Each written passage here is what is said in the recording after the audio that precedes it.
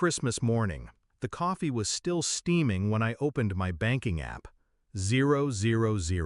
Not a glitch, not a typo. The savings I'd built over a decade, gone. I stared at the numbers until my phone slipped from my hand. Across the table, my brother raised his mug and smiled like he'd just won something. "Prove it, Miss CEO," he said, voice dripping with mockery.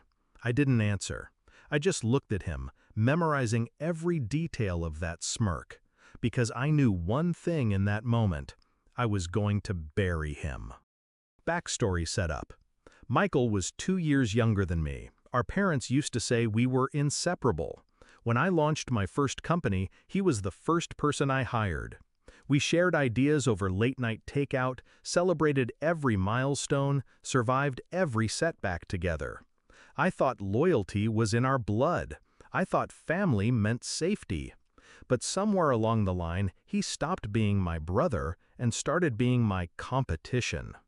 When I became CEO, he wasn't proud. He was jealous. Discovery of betrayal. The signs had been there, just quiet enough for me to ignore. Emails forwarded to an unknown address.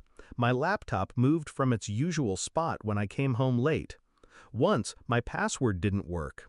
He laughed it off as me typing too fast. But hacking your own sister's account? Draining $150,000 in a single night on Christmas? That wasn't just betrayal.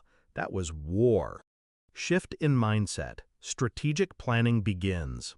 I didn't confront him that morning. He wanted a reaction. He wasn't getting one. Instead, I smiled, poured more coffee. I even wished him Merry Christmas. By nightfall, my plan was already moving. I had my IT security team forensics sweep my laptop. Within hours, I had the evidence. Remote access logs from his IP address. Timestamps matching the transfers. He'd been sloppy, overconfident. I gave him that, because overconfidence makes people blind. Execution of the plan.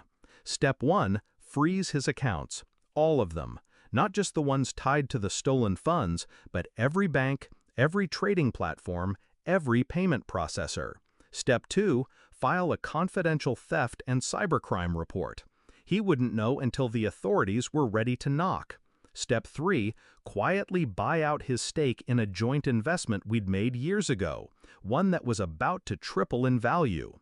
I paid him in the only currency he could touch now, cash. Petty, untraceable, and insulting. Step 4, call in every favor I was owed in the industry.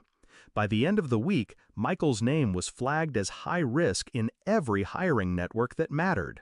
Step 5, wait. Climax and confrontation. Present moment returns.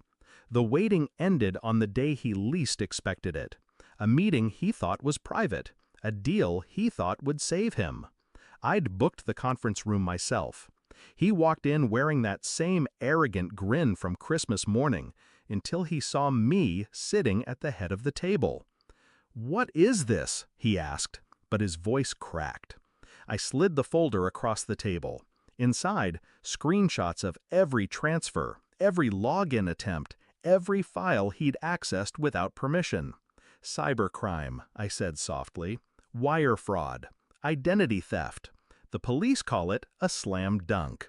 His hands tightened on the folder. "You wouldn't?" I leaned in. "You already know I would." The door opened. 2 men in dark suits stepped in, private investigators with the state attorney's office. Michael's face drained.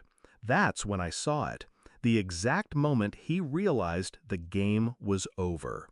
I didn't raise my voice. I didn't need to. "Here's the difference between us," I said. "You take what isn't yours. I take everything you think you still have."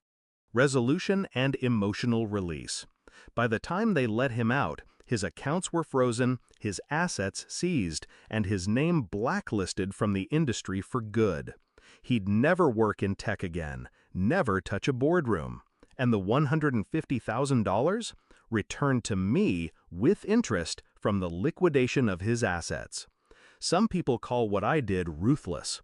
I call it balance. Because blood may be thicker than water, but betrayal turns it to ice. And I don't forgive ice. I shatter it.